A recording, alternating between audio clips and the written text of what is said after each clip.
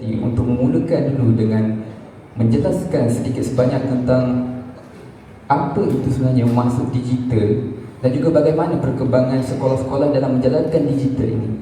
Jadi saya menjemput Doktor. Bismillahirrahmanirrahim. Terima kasih kepada Encik Azam selaku moderator kita pada hari ini.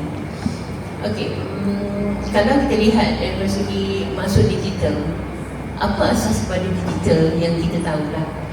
Okay, asas pada digital yang mungkin kalau kita belajar tentang apa nombor yang pemula kepada digital ni adalah binary system, iaitu kosong ataupun satu.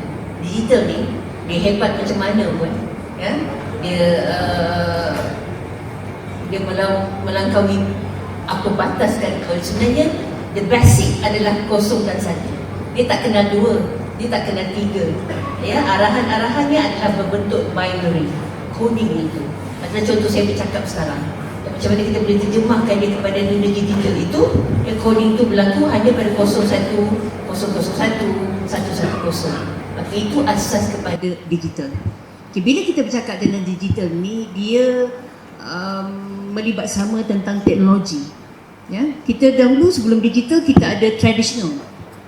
Bila kita kepada modern, ya, kita blendedkan dia dengan teknologi, dia boleh pakai kepada bahan yang kita gunakan. Okay, ada yang bahan mawjud. Okay, itu adalah infra kepada digital. Bagaimana kita kepada bahan yang bukan mawjud? Kita nampak dia tapi kita tak boleh sentuh dia. Kita nampak dia tetapi dia berjalan, kita tak boleh pegang. Itu adalah dalam bentuk info to digital. Ya. Jadinya dunia digital kita sekarang, kita lihat perkembangannya daripada traditional, manual yang kita guna pakai dahulu, sekarang kita dah bentukkan pada teknologi, ya, pengkomputeran, dan boleh kita sebar luaskan ke mana jua apa yang kita berlaku.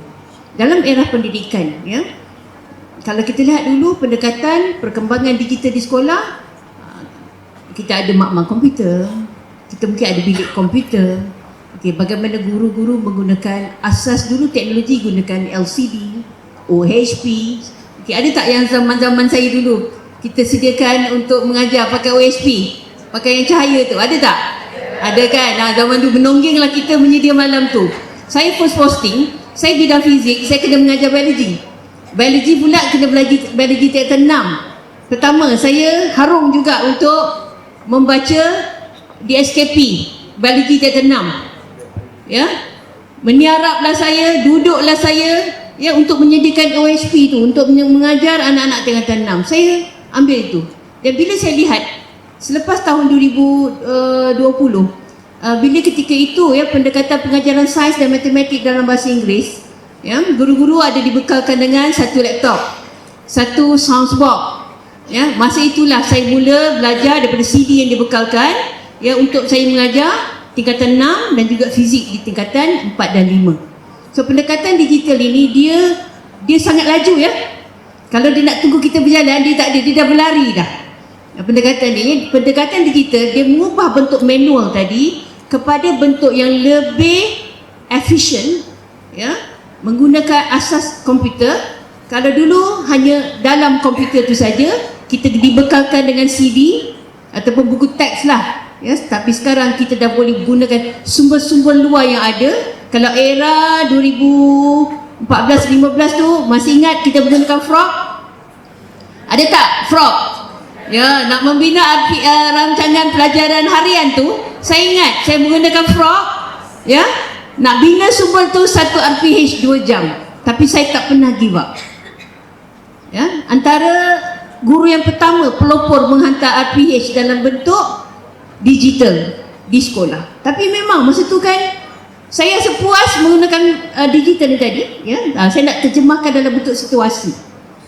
Saya tak ada definisi khas. Saya tak merujuk teori, tetapi definisi itu adalah apa yang saya alami, yang mungkin perempuan juga sama ada alami. Kita nak bina RPH yang termasuklah lesson study-nya yang lebih membawa kita sebagai guru yang puas mengajar.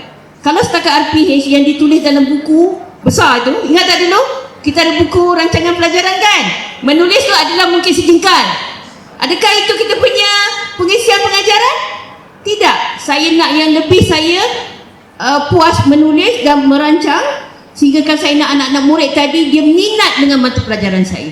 Daripada RPH digital itu yang saya bina, walaupun sumber luas saya ambil daripada YouTube ke ataupun sumber-sumber yang ada dalam Google itu, saya masukkan dulu dalam saya punya VID Frog, hasilkan saya punya RPM, ya. Saya boleh banyak muka surat bila saya mengajar, termasuk lesson study. Itu kepuasan yang saya rasa nikmat bila saya dapat buat digital. Dan antara best yang ketika itulah dapat menghantar RPH kepada pengetua untuk dia semak dengan saya letakkan saya punya tanda tangan. Wow, bestnya rasa. Tapi sekarang cuba tengok tuan-puan, ya, digital yang kita bawa dalam pendidikan sangat luas sekarang penggunaan dia. It's not only RPH, tetapi guru-guru yang ada sekarang, ya, tak kira lah dia novice sampailah guru kepada DG54, ada guru yang grade khas GC ini, not GC, JUSASI, mereka menggunakan pendekatan digital untuk kreatifkan lagi, ya, critical thinkingkan lagi bagaimana mereka boleh komunikasikan bahan tadi dalam bentuk yang lebih luas, ya, untuk memastikan kemenjadian anak-anak murid tadi lebih mantap. Tak kira lah daripada performance dalam ujian, dalam PBD mahupun pentaksiran pusat.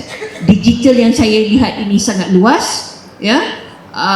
Dia bukan sahaja memberi satu kita leka dalam membina bahan pengajaran, malah kita boleh juga menjadikan dia platform untuk kita kekal rujuk, ya, ataupun membina Google Site dalam membentuk kita punya kerjaya, ya.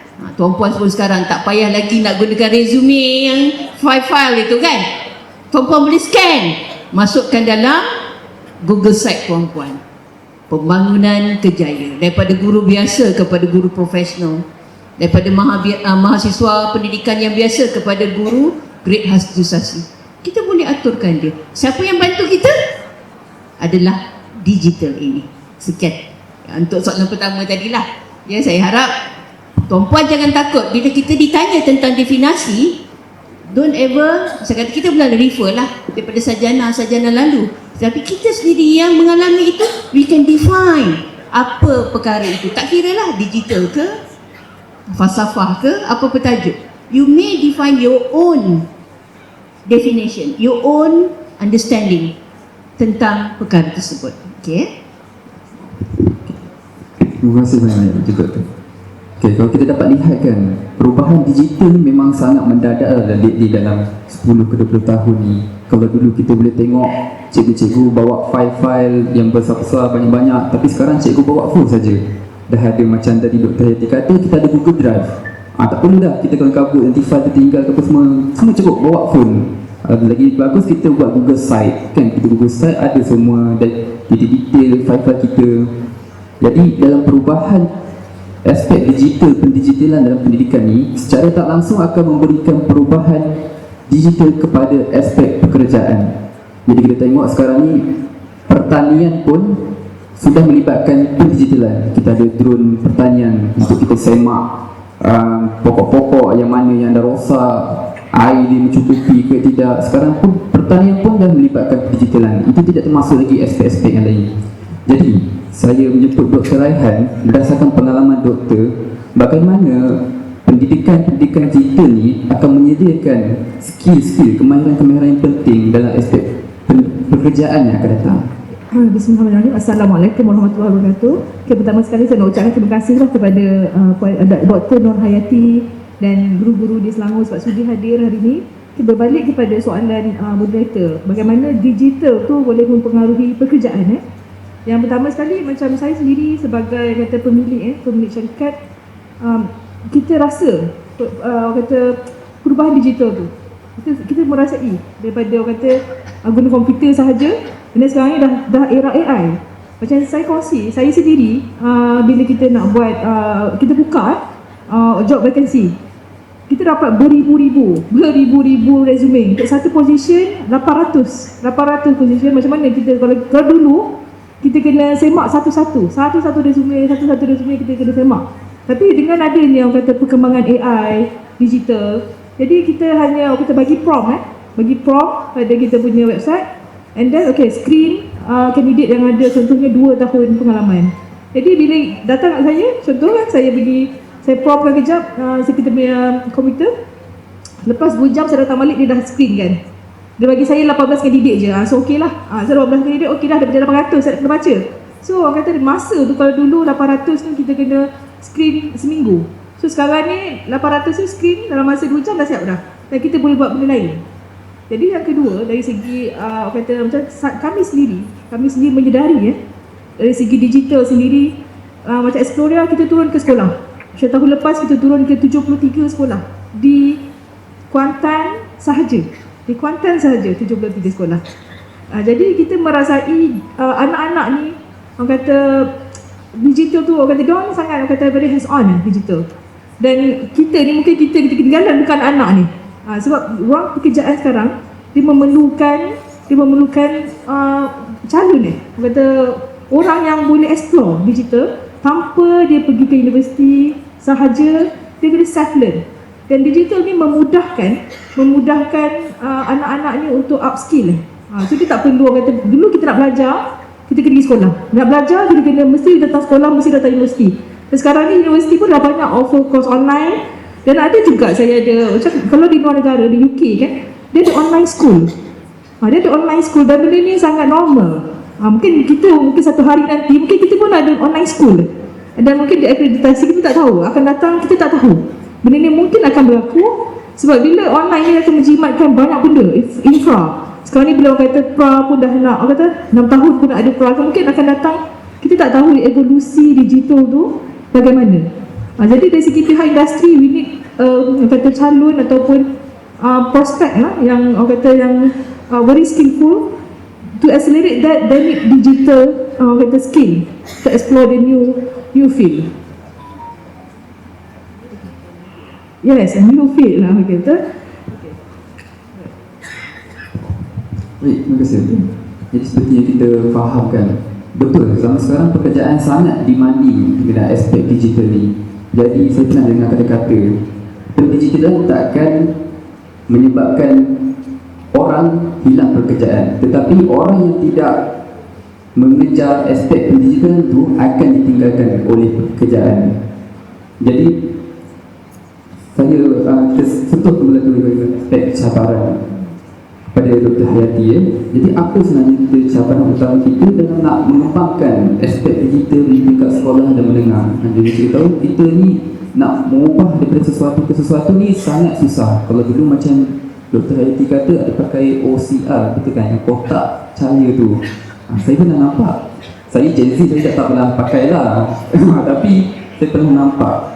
Pernah nampak kotak tu, apa benda tu kotak kan? Tak pernah tahu benda apa. Okay. Jadi bila dah transition tu kan, daripada OCR tiba kita sekarang ni dah pakai LCD kan, macam ni kita pakai LCD pula. So cikgu-cikgu sekarang pula nak kena start belajar balik kan, daripada dulu OCR letak kertas pakai cahaya, sekarang ni nak kena set up tekan-tekan, kadang-kadang tak tahu nak pakai macam mana. Jadi macam mana doktor, apa cabaran, salah satu cabaran dia? Okay, terima kasih Tuan Moderator. Menarik tadi. Saya pun tak sangka Gen Z sekarang ni dia tak kenal OHP. Mungkin boleh Google lah. Okay, senang saja kan, maklumat di ujung jari. Zaman kita tu lah dulu yang kita harung sorong kan. Bila dia berkulat kita kena maintenance dia. Okay? Jadinya bila cabaran utama sebenarnya saya nampak kita ada makro, kita ada mikro. Makro tu tentang bagaimana kita mungkin penyediaan infra. Ya, contohlah infra ataupun akses. Sekarang ni dunia pun rata-rata dia dah tahu tentang keperluan digital. Ya, kita ke mana-mana pun kalau tak ada internet tu agak susah tak tuan-puan? Susah kan? Even balik kampung raya pun susah kan? Sebab apa? Excited tadi kita rasakan kita nak gunakan internet, tetapi mungkin medium tu ataupun mengikut lokaliti tu tak berapa laju. Sebab apa? Sebab passionate itu dah ada di dalam hati. Bila ada passionate tu dia dah tak jadi, dah ada teruja tu dia dah tak jadi masalah. Sekarang ni dia masalah pula. Alamak, dekat kampung tak ada, dekat bandar ada, dekat rumah di Unify, dekat kampung Atuk tak ada, saya kata kan.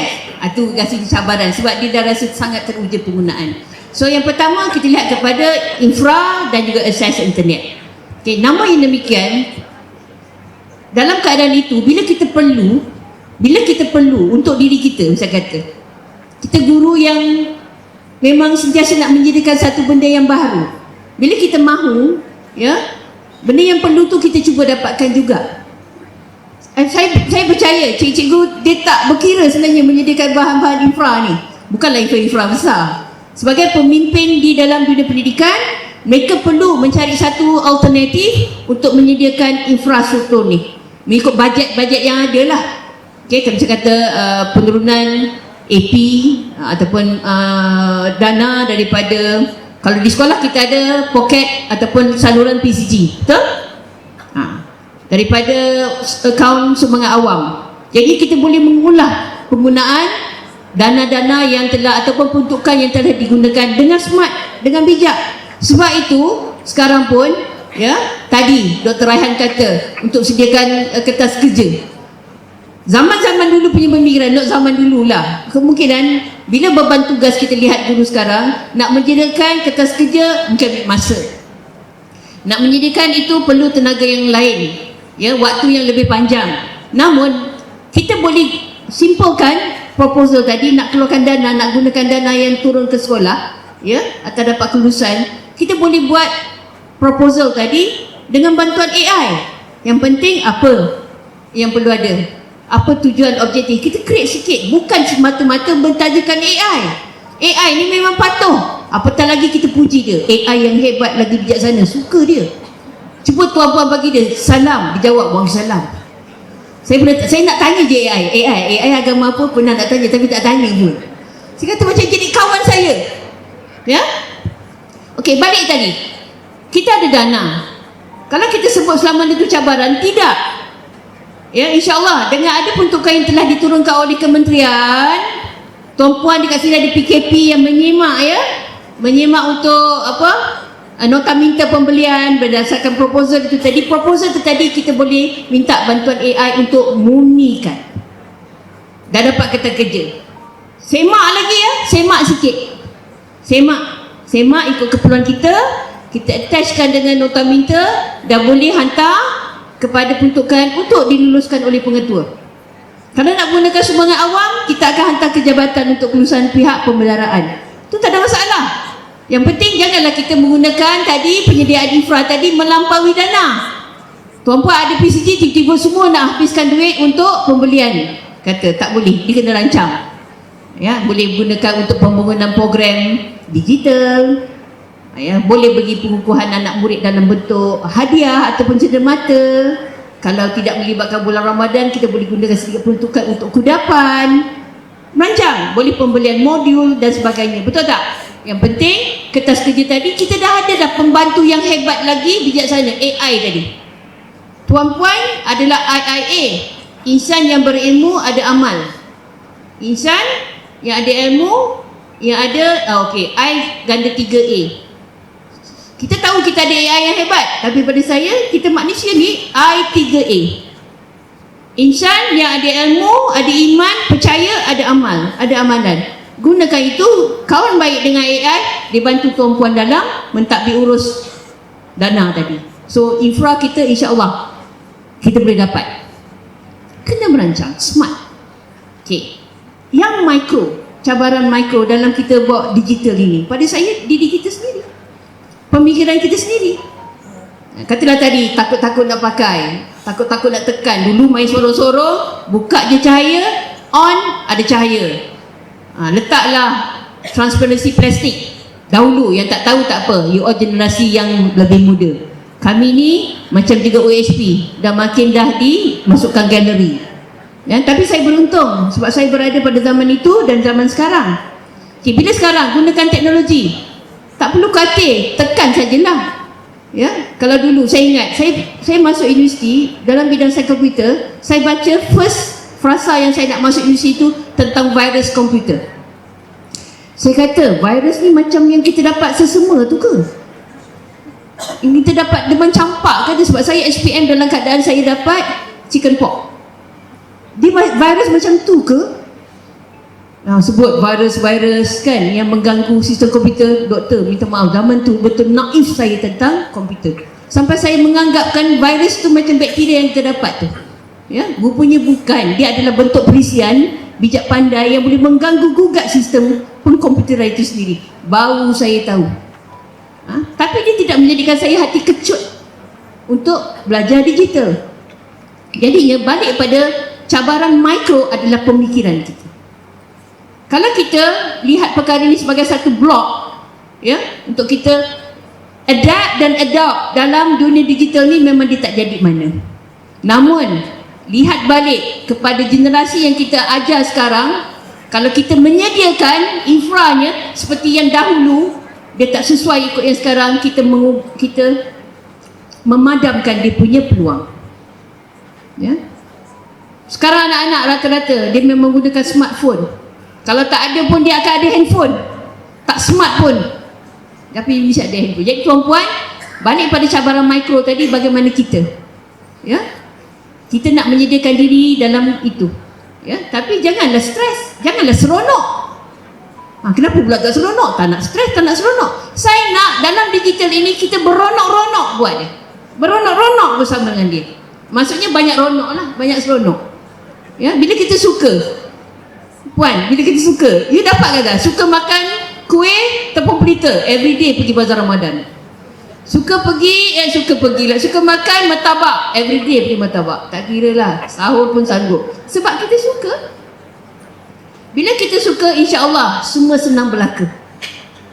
Ya, cabaran makro, cabaran mikro kita kena pisahkan. Don't ever make yang mikro yang kita fikir sebagai generalisasi ataupun rumusan kepada mikro. Tak adil. Boleh balik nanti kita buat refleksi. Balik pada seminar pembudayaan digital di sekolah ni, di SMJJK Kunghua. Okey, apa cabaran makro? Apa cabaran mikro? Cuba tengok kat mana yang kita kena selesaikan dahulu.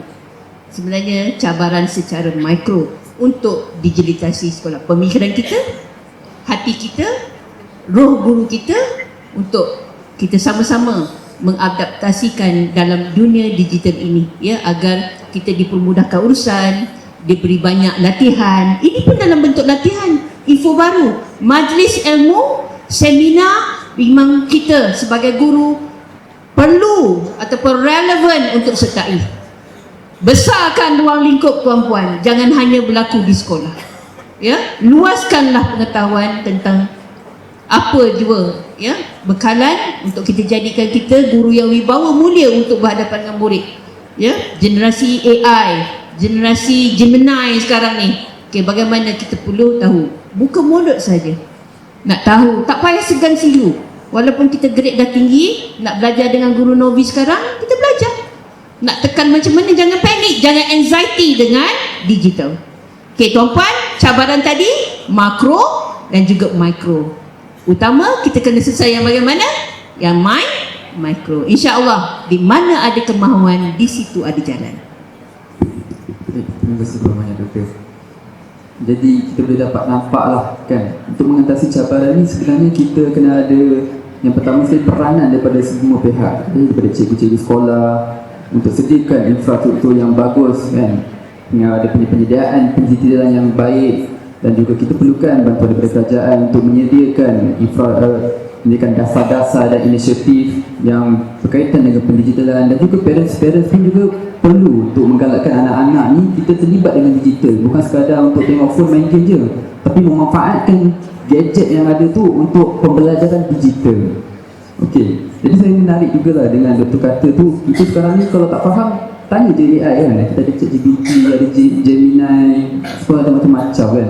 So, tapi betul, kita nak faham digital sebagai view saya sebagai orang muda dekat Gen Z ni, kita nak faham digital, kita kena minta orang digital sebenarnya kan. Kalau kita tak faham digital macam nak guna, kita tanya je AI tu kan, macam mana setup ni, sekian. Betul, dia membantu. Betul, dia AI ni adalah membantu kita, bukan menggantikan kita. Kita pemberi kata putus, AI sekadar membantu kita. Betul ke doktor? Betul. Kita sebagai pilot, AI sebagai co-pilot. Jangan jadikan AI sebagai pilot, kita jadi co-pilot. Itu wrong. Okey Okey. Jadi seterusnya, Kalau kita tadi, kita banyak nampak pada effort daripada kita sendiri, dari sudut kita punya view as pendidik, daripada government, daripada corporate, social corporate.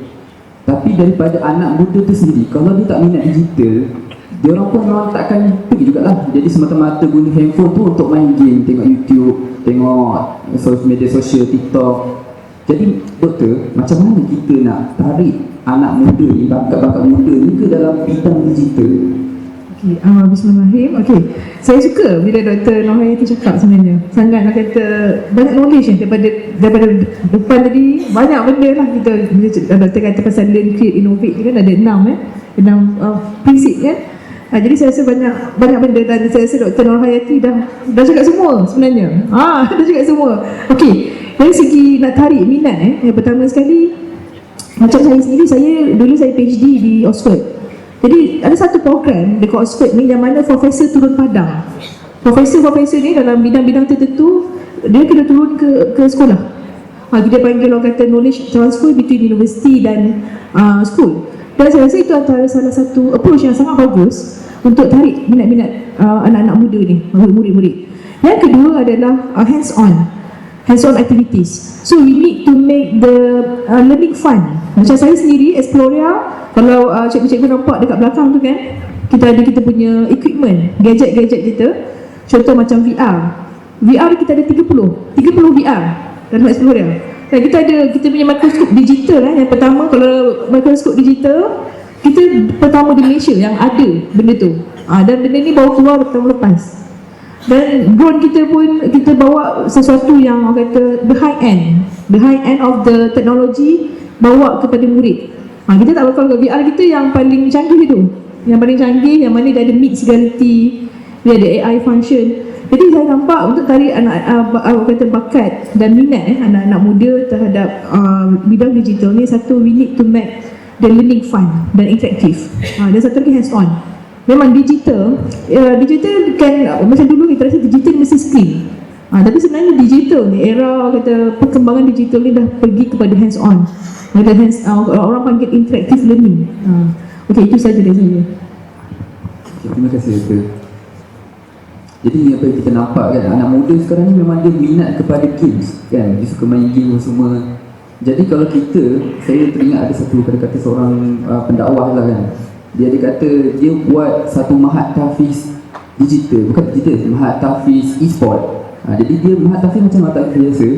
Jadi dia pergi kat situ, dia belajar Quran apa semua, dan malam-malam dia jemput influencer game yang terkenal, seperti maybe ada yang kenal Solos macam tu. So dia ajar anak-anak ni cara main game pula. Tapi belajar tetap belajar, tapi dengan aspek ada satu game tu saja kan, aspek dia orang main Mobile Legends kan. Jadi budak-budak minat.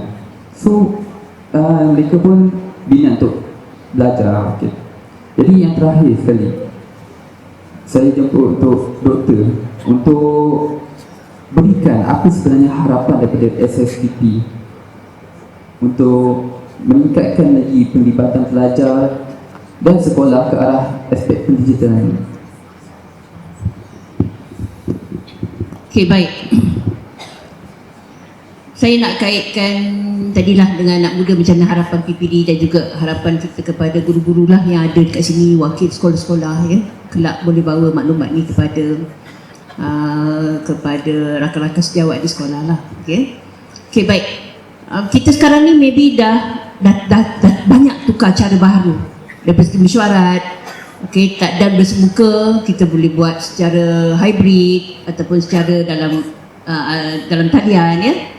Kalau dulu ingat tak sebelum PKP, just nak maybe kita buat perbandingan lah, rata-rata mungkin cikgu semua dah jadi guru kan dalam masa COVID.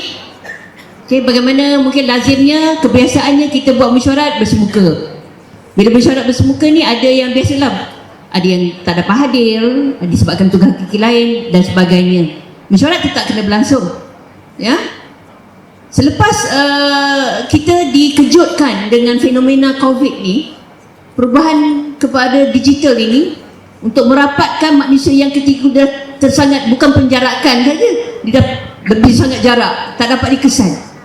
Kat mana yang titik pertemuan kita adalah secara digital. Bila ada Google Meet dekat situ. Of course nak buka Google Meet, nak buat Google Meet ketika itu pun perlu latihan. Sebab kita ni Malaysia, kita tak mungkin negara yang lebih maju atau seperti Singapura ke apa. Saya pergi ke Singapura, saya tengok sekolah dia, nak bandingkan mungkin saya pergi lawatan penanda aras, dalam masa 5-10 tahun kita tak akan capai seperti Singapura, sebab agak ketinggalan 25 tahun.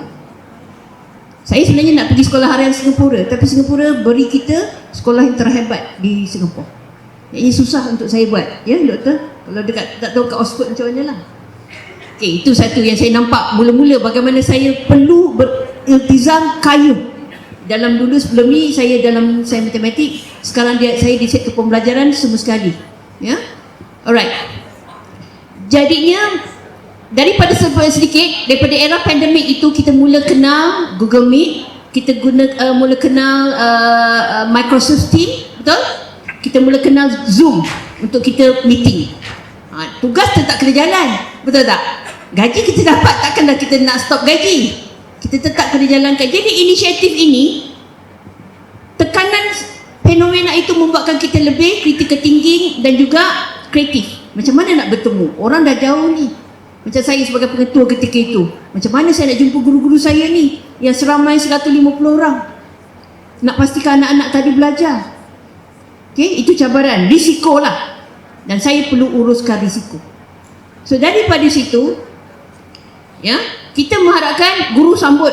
Alhamdulillah saya dapat guru-guru yang sangat committed. Walaupun tak tahu, dia cabar diri dia untuk tahu. Ambil tahu. Tak tahu tadi asasnya kena tanya. Dekat situ alhamdulillah dah mula. Bukan sekadar pengajaran hanya di WhatsApp pas-pas saja, murid tak respon. Saya memang menggalakkan sangat guru-guru saya buat Google Meet. Macam mana nak memudahkan guru tadi buat Google Meet? Saya jadualkan dia. Ialah data, dia kena ada data. Habis data, internet jalan ke? Tak jalan. Okay? Handphone pula kongsi mak ayah. Anak-anak nak kongsi, tunggu ayah balik, mak balik baru boleh anak tengok. Kita dah fikir kenapa lah murid tak respon, kenapa lah murid ni hilang pada radar. Tapi kita lupa bahawa mereka berkongsi. Ada anak-anak kita yang dia tak ada handphone banyak macam kita ni. 10 orang 10 handphone ataupun 20 handphone. Ada yang keluarga 10 orang 1 handphone ketika itu. So itu adalah cabaran tadilah. Okay? Jadinya sekarang bila kita dah ke tahun 2026, ya, era pandemik tadi mengajar kita untuk paradigm, untuk transform, untuk reformatif, dan penyediaan peralatan tadi dah semakin bagus. Ya, now saya masuk kepada pembelajaran. Harapan saya sebagai PPD Kelang, ya, mewakili kepada Jabatan Pendidikan Negeri Selangor, kita nak pendidikan bermutu, insan terdidik, negara sejahtera. Kalau faham perkara ini, kalau ini sebelum ini pendidikan berkualiti kan. Sekarang dalam RPM kita nak pendidikan bermutu, insan terdidik, negara sejahtera. Pendidikan bermutu daripada siapa? Daripada kita. Sokongan siapa? PIBKS, pelibatan ibu bapa, komuniti dan pihak swasta. Ya, kalau di sekolah kita ada PIBG, kita ada KSIB. Dia menyediakan ataupun menyokong dari segi penyediaan kondusif untuk kita guru mengajar anak-anak. Duit PIBG pun kita patah balik kepada anak-anak untuk pembangunan akademik dia. So di situ kita, ya, guru tadi perlu transform, dan kita kena bentuk satu task force dalam kalangan circle yang positif kita. Di sekolah tuan-puan, untuk tuan-puan lestari bawa perkara ini bukan lagi bentuk cabaran tetapi bentuk harapan, bergerak dalam tim. Bergerak dalam tim. Kita ada PLC kan tuan-puan? PLC itu Professional Learning Community. Siapa Professional Learning Community itu? Tuan-puan lah. Tapi apa yang kita nak ada, sikap ataupun karakter dalam PLC itu, komuniti pembelajaran profesional adalah budaya. Apa budayanya? Pembelajaran, penyediaan pembelajaran, lesson study secara berjamaah. Mak Saleh kata secara kolaboratif, secara bersama-sama, teamwork untuk kita bawa perkara ini. Ini harapan. Ini juga adalah antara rencana dalam rancangan Malaysia ke-13. Kami di PPD dah duduk, dah bidding dah, ya, duit untuk projek ini. Dan harapan juga saya, ya, bersama dengan tim kami di PPD, kita letakkan setinggi mana untuk diri kita bersedia dalam keadaan ini. It's not only bersedia tetapi siap siaga, ever ready. Everready. Minda kita kena mungkin 5 tahun akan datang. Berlakunya bila? Katalah hari ini berlaku, besok dah nak kena tindakan apa. Integrity itu daripada segi tugasan kena ever ready. We are not waiting. Kita tidak menunggu, tetapi kita menciptakan dia. Mencipta. Ya? Macam hari ini saya bercakap dengan pegawai saya, pagi-pagi kita ada morning prayer. Ya? Walaupun morning prayer mungkin tak bersemuka, pegawai saya ramai, saya bercakap dalam WhatsApp. Ya? Kita wish dia all the best untuk projek hari ini. It's not only for it here, kita ada projek yang lain juga bimbingan kami. Saya berkata kepada mereka, cabaran itu adalah sebagai satu batu loncatan. Kita tak nak batu itu menemplak muka kita, tetapi kita nak kita pijak pada batu itu meloncat lebih tinggi. Cabaran adalah batu loncatan untuk kita memijak dan melompat lebih tinggi. Besar maknanya. Okey? So jadi harapan saya pada PPD, tuan-puan, adalah aset utama dalam dunia pendidikan ini yang boleh merubah dunia kita berteraskan kepada kemenjadian murid. Jangan sia-siakan peluang yang ada ini.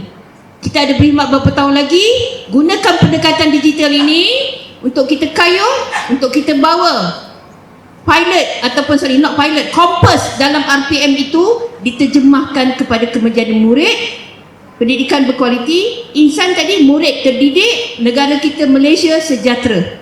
Ya, tak kiralah ikut sejahtera madani saya kata, ya, insan yang mampan, sejahtera, ya. Apa lagi yang diteraskan dalam madani, itulah kita punya outcome.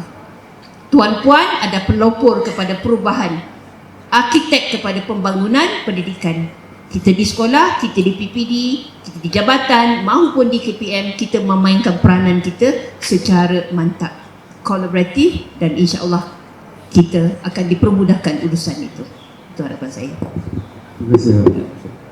Jadi saya jumpa Dr. Raihan juga untuk menyatakan apa harapan dan bagaimana industri ini dapat membantu PPD dalam meningkatkan prestasi penglibatan pelajar dalam bidang digital. Okey, Bismillahirrahmanirrahim. Okey, dari segi industri sendiri daripada pihak Exploria sebagai sebuah kata agensi yang membawa program-program STEM, TVET, digital ke sekolah.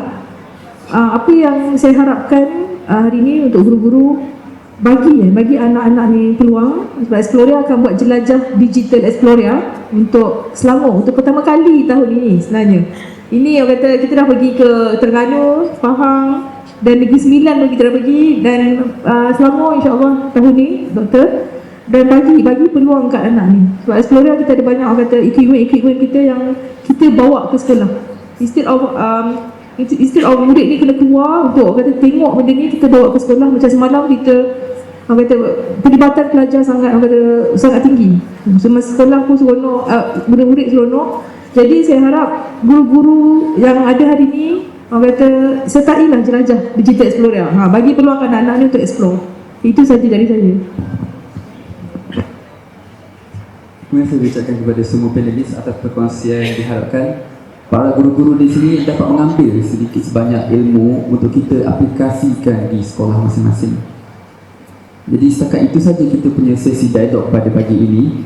Jadi insyaAllah ribuan terima kasih diucapkan kepada Dr. Hayati dan juga Dr. Raihan atas perkongsian yang diberikan tadi.